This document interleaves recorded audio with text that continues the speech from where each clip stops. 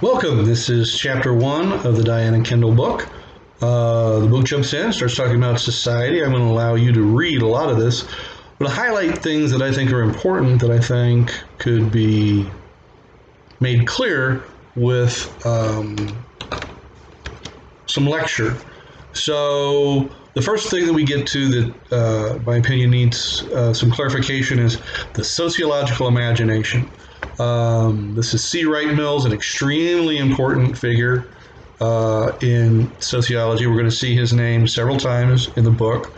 And the book says the ability to see the relationship between the individual experience and larger society. So, as an example, mentally think to yourself, okay, a little quiz here. What is the percentage of African Americans in the United States? What do you think that is? Is it 40%, 30%, 20%, 10%? Would it surprise you to find out it's 13.8% in the entire United States? Only 13.8% of this nation is African American. Now, why is that important? Well, we find out later in later chapters that African Americans compose 30% of people in poverty. So using the sociological imagination, not the kind of cultural message that we've been given as Americans that, every problem that you have is your problem and you've got to get it fixed. But as a social condition, we use the sociological imagination to say, if African Americans are 30% of people in poverty, but they're only 13% of people in general, something must be acting upon them in a way different than other groups. And that's the kind of sociological imagination usage that I'm going to demand of you in this course. Now, you don't have to embrace it after this course, but during this course, I need you to think not of individual level explanations that you've been given your whole life, like, oh, well, if somebody doesn't have work, it's because they're lazy, but to think in terms of structural, large social forces that work for or against people in society.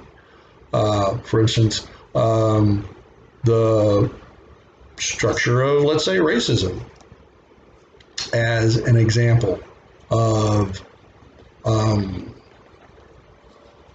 a force working against African Americans in society. So then the discussion goes on to high, middle, and low income countries. To be honest with you, not a lot of people use that terminology. You flip, though, over to industrialization, urbanization. Now, these are two sort of uber important issues in sociology. Again, we find that we pick up society post the Industrial Revolution in sociology. Anthropology tends to focus pre. So industrialization and urbanization, super important factors that contribute to the Industrial Revolution. Now, there's sort of a chicken and egg discussion. Can you have industrialization without urbanization? Obviously, I don't believe that can happen. You can have large cities grow without industrialization. There were 1 million people in Rome at the time of Christ. But to sustain it in a modern sense, industrialization needs a large urban population of workers. So then we get to how sociology starts, and we start with Auguste Comte. He's our first big theorist, and he's considered the father of sociology. And he was looking for social laws, like laws that govern society, and he never really found them. But starting the idea that social groups of people would follow certain patterns was an important first step.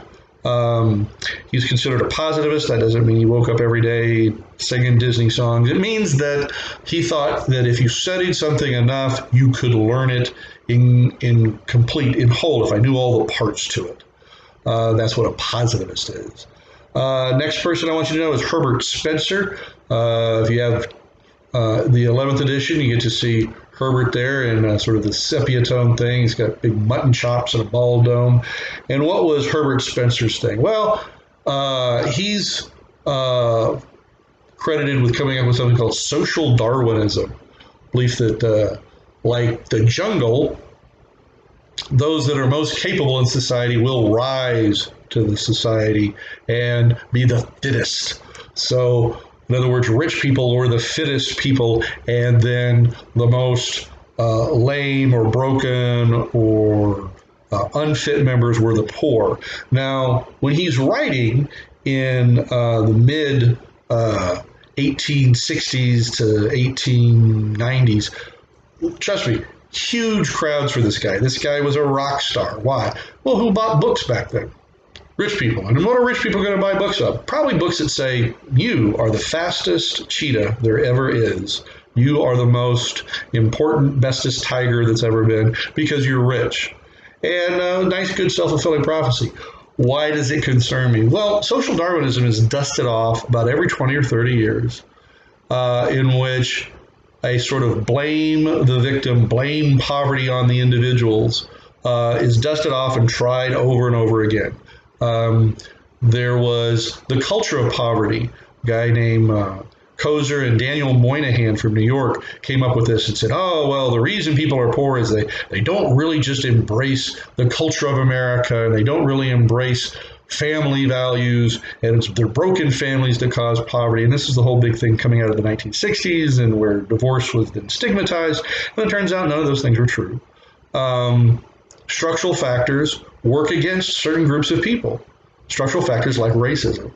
But the tendency to want to blame a person or a personal thing, like, oh, laziness, which is a personal attribute, on a group of people, it's dusted off, it's tried over. Latest was compassionate conservatism.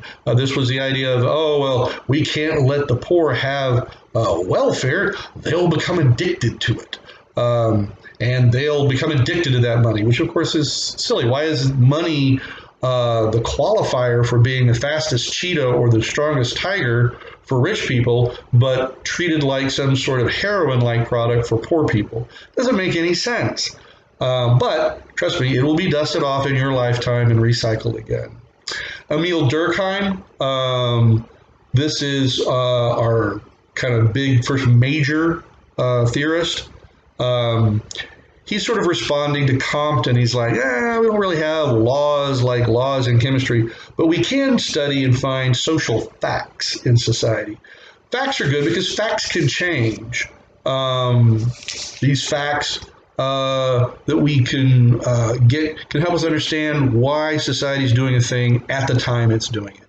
He comes up with some cool French names like anomie, which is, your book says, condition in which social control becomes ineffective as a result of the loss of shared values. Basically, kind of like a chaos thing. What happens when society turns into chaos? So if you like The Walking Dead, this is basically Durkheim. You know, what happened if society would fall to pieces? It's an entire series based on that one idea. What would happen? And what Durkheim supposed and position was, the less and less you feel tied to society's rules, the less and less you're going to follow them. He also basically proved sociology, which is one of the reasons I'm a fan. He proved sociology by looking at suicide, of all things. Why suicide? Well, of course, suicide, very personal choice. Nobody's saying to people, hey, listen, you had a rough day, have you thought about suicide? No group positions that, nobody pushes that, but he did notice, while looking at some really compelling data from Germany, that same neighborhoods, same occupations, Catholics and Protestants differed on their rate of suicide, with all other things being equal. Why would that be? Well, I'll just skip to the big reveal. Catholics get a message that suicide is a mortal sin, and you can't be buried in hollow ground. It's very important, and not to do it. So they commit suicide less than Protestants do. In the same town, in the same neighborhood, working for the same plant. If it closed, it doesn't matter that suicide, what it's ever thought of as a very personal decision, is clearly influenced by group input, like whether you're Catholic or Protestant. Karl Marx, another big guy. We love dead German guys in sociology. One of our big, important dead German guys, Karl Marx. Actually an economist, not really a sociologist. He's trying to figure out the totality of all of human history. He comes up with the idea of class formation. There are classes of people based on ownership of stuff. And he says in the industrial period, those two classes are the bourgeoisie, which you might have used the term bougie before. That's where you got that term.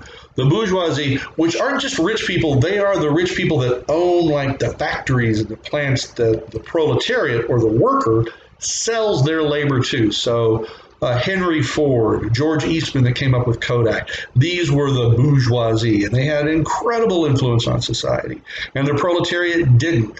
And eventually this whole struggle between the two would lead to class conflict and eventually a change in each cycle of arrangements from the agrarian period to the industrial period to the post-industrial period. He also felt that there would be something called alienation, in which people felt distanced and no control over their work, leading to more and more isolation, leading to this feeling. And again, Marx seemed to be kind of right. Think about it. What do you own at work? Probably not much. And there's a reason for that, because the business owns and the business controls, and ownership does matter.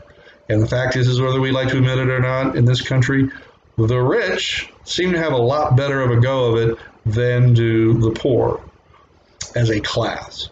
Now we're going to pause there here and pick up with part 2 in the next video.